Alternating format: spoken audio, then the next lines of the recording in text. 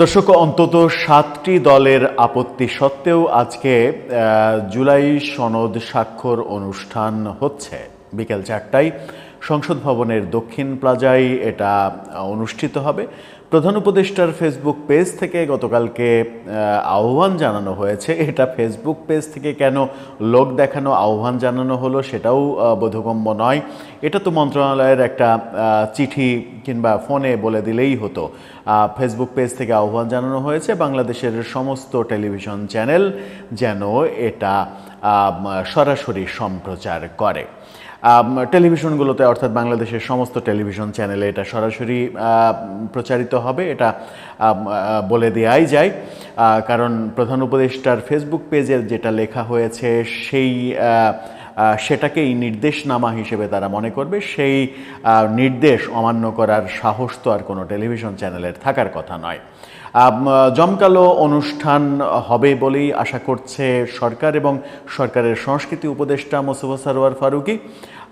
তিনিও বলেছেন যে এটা একটা ঐতিহাসিক ব্যাপার হবে। প্রধান উপদেষ্টা তো দুদিন আগে বলেই দিয়েছেন যে এই যে স্বাক্ষর অনুষ্ঠান, এখানে যে কলম দিয়ে স্বাক্ষর হবে সেই কলম জাদুঘরে রাখা হবে, যে ছবি তোলা হবে সেই ছবি জাদুঘরে থাকবে। এখন সেই কলম এবং ছবি কোন জাদুঘরে থাকবে? গণভবন যেটা জুলাই জাদুঘর বানানো হয়েছে সেখানে থাকবে, নাকি এটা নিয়ে আলাদা আর একটা জাদুঘর তৈরি হবে সেটা আমরা জানি না, নাকি জাতীয় জাদুঘরে রাখা হবে সেটাও আমরা জানি না। জাদুঘরে থাকবে এটা প্রধান উপদেষ্টার ইচ্ছা, যেহেতু এটা একটা ঐতিহাসিক ব্যাপার।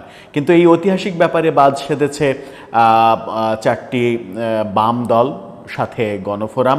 4টি বাম দলের মধ্যে সিপিবি, বাসদ, জাসদ তারা রয়েছে, গণফোরাম রয়েছে। তারা আনুষ্ঠানিকভাবে জানিয়ে দিয়েছে তারা আসবে না। এনসিপি বলে দিয়েছে সংবাদ সম্মেলন করে যে তারা স্বাক্ষর করবে না এই সনদে। জামাত বলে দিয়েছে তারা স্বাক্ষর করবে না তাদের শর্ত না মানলে। তবে জামাত আবার পরবর্তীতে অন্তত 3বার তাদের কথা আজকের মধ্যে চেঞ্জ করেছে। সর্বশেষ যেটা বলেছে যে তারা এই অনুষ্ঠানে উপস্থিত থাকবে, জামাতের শতাধিক নেতা উপস্থিত থাকবে, কিন্তু তাদের শর্ত না মানলে তারা স্বাক্ষর থেকে বিরত থাকতেও পারে। এরকম পরিস্থিতি যখন তৈরি হয়েছে তখন কোন দিকে যাচ্ছে প্রেক্ষাপট, সরকার কি বলছে, সরকারের ঐক্যমত্য কমিশনের ভাইস চেয়ারম্যান তিনি কি বললেন, সরকারের প্রেস সেক্রেটারি তিনি কি বললেন, তার কথাটা খুব চমকপ্রদ কথা। সেগুলো নিয়ে আলোচনা করব এবং বুঝে ওঠার চেষ্টা করব যে এটা শেষ পর্যন্ত যা হচ্ছে সেটা পরবর্তীতে কোন দিকে গড়াবে। থাকবেন পলিটিক্স টিভির নিয়মিত আয়োজনে।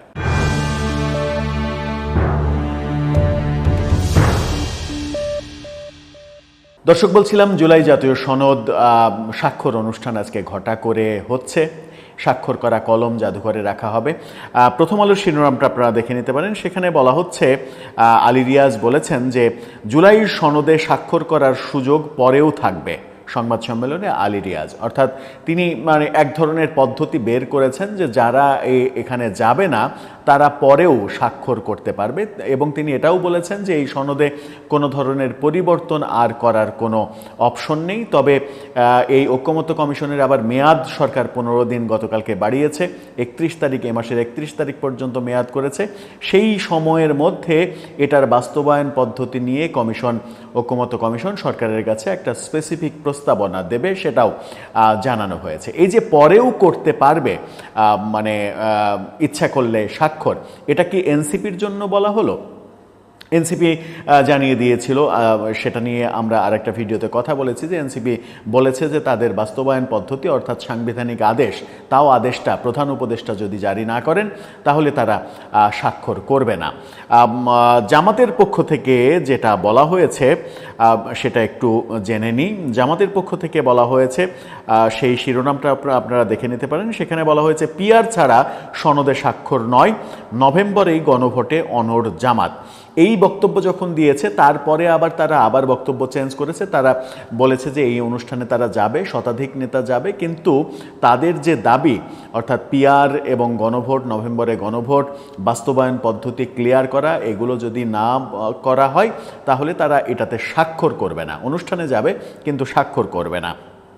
বিএনপির ব্যাপারেও এখনো কিন্তু কনফিউশন রয়েছে। বিএনপি যেটা বলেছে, প্রথম আলোর আরেকটা শিরোনাম দেখে নিতে পারেন, বলছেন মির্জা ফখরুল, নোট অফ ডিসেন্টগুলো লিপিবদ্ধ হলে বিএনপি জুলাই সনদে স্বাক্ষর করবে। অর্থাৎ বিএনপি একদিন আগে যে মিটিংটা হলো প্রধান উপদেষ্টার সঙ্গে, সেই মিটিংয়ে বলে দিয়েছিল যে নোট অফ ডিসেন্টগুলো জুলাই সনদে স্পেসিফিকভাবে উল্লেখ করা নেই, এগুলো উল্লেখ করতে হবে।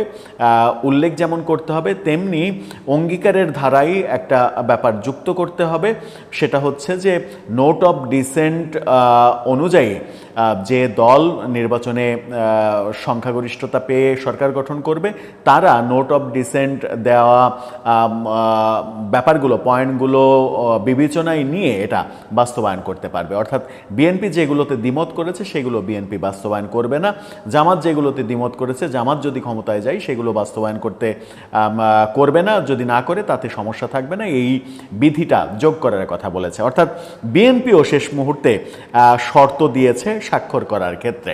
তবে জামাত এবং বিএনপি এই অনুষ্ঠানে যাচ্ছে, আরও দলগুলো, অনিবন্ধিত দলও তো রয়েছে অনেকগুলো, অনিবন্ধিত দল প্রায় 10টার মতো রয়েছে, তারা যাবে, তারা তো হাসতে হাসতে লাফাতে লাফাতে যাবে। 4টি বাম দল যাচ্ছে না, গণফোরাম যাচ্ছে না, সাংবিধানিক যে ব্যাপার, সংবিধানের মূলনীতি চেঞ্জ করার ব্যাপারটাতেই তারা দ্বিমত প্রকাশ করেছে, এটা থাকলে তারা এই সনদে স্বাক্ষর করবে না। এনসিপি স্বাক্ষর করবে না বলছে, জামাত স্বাক্ষর করবে না বলছে, কিন্তু এই আলী রিয়াজ তিনি যেটা বলছেন সেটা হচ্ছে যে ইচ্ছা করলে পরেও এটাতে স্বাক্ষর করা যাবে। প্রথম আলো তাকে উদ্ধৃত করে যেটা বলেছে যে এই জুলাই সনদে স্বাক্ষর পরেও দলগুলো করতে পারবে। অর্থাৎ এনসিপি কিংবা জামাত এই অনুষ্ঠানে যদি স্বাক্ষর না করে, তারা যেন পরেও করতে পারে, সেই অপশনটা রাখা হয়েছে। এখন ব্যাপার হচ্ছে যে যেহেতু এই ছবি, কলম এগুলো জাদুঘরে থাকবে, যতদিন এই সরকার কিংবা এই সরকারের পক্ষের শক্তি রাষ্ট্র ক্ষমতায় থাকবে, ততদিন জাদুঘরে সেগুলো প্রদর্শন করা হবে। অন্য এদের বিপক্ষের কেউ আসলে তো আর জাদুঘরে সেটা রাখবে না, সেটাই বাস্তবতা। যেমন বিএনপি ক্ষমতায় আসলে বঙ্গবন্ধুর ছবি রাখে না, আওয়ামী লীগ ক্ষমতায় আসলে জিয়ার ছবি রাখে না, এটাই তো আমরা দেখে আসছি, সেটাই বাংলাদেশের রাজনীতির কালচার। তো সেই যে একটা বড় সময় জাদুঘরে থাকা, নিজেদের ছবি জাদুঘরে রাখা, এই নিজেদের ছবি জাদুঘরে যেন থাকে, এই ছবি তুলতে হলেও শেষ পর্যন্ত এনসিপি এবং জামাত তো যাবে, সেটা জানিয়ে দিয়েছে, এনসিপিও যাবে, এটাই ব্যক্তিগতভাবে আমার মনে হয়।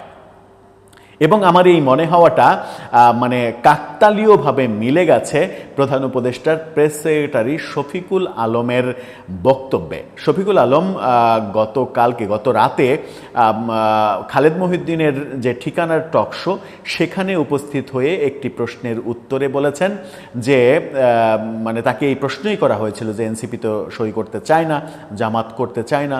তিনি বলেছেন যে কালকে পর্যন্ত অপেক্ষা করেন, অনুষ্ঠান পর্যন্ত অপেক্ষা করেন, দেখেন কি হয়, আমার মনে হয় সবাই যাবে।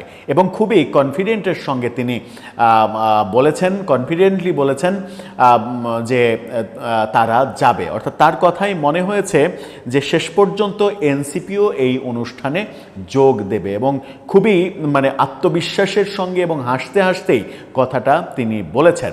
তার তার কাছে আপডেট তথ্য আছে, যতই সংবাদ সম্মেলন করে দলগুলো ভিন্ন অবস্থান ব্যক্ত করুক না কেন, শেষ পর্যন্ত তারা এই অনুষ্ঠানে যোগ দেবে, অন্তত ঐতিহাসিক মুহূর্ত সৃষ্টি করার জন্য হলেও, এবং একটা ছবি ফ্রেমবন্দি করে তোলার জন্য হলেও। জাদুঘরে সেই ছবি থাকবে, এনসিপি নেতাদের ছবি থাকবে না, ব্যাপারটা কেমন হয়ে যায় না? সেই কারণে হলেও তারা শেষ পর্যন্ত যাবে হয়তো। কিন্তু এই সনদে স্বাক্ষর করা এবং এর বাস্তবায়ন পদ্ধতি নিয়ে যে ক্যাওয়াজ, সেই ক্যাওয়াজটা সহসা যে মিটছে না, সেটা অন্তত বলা যায়।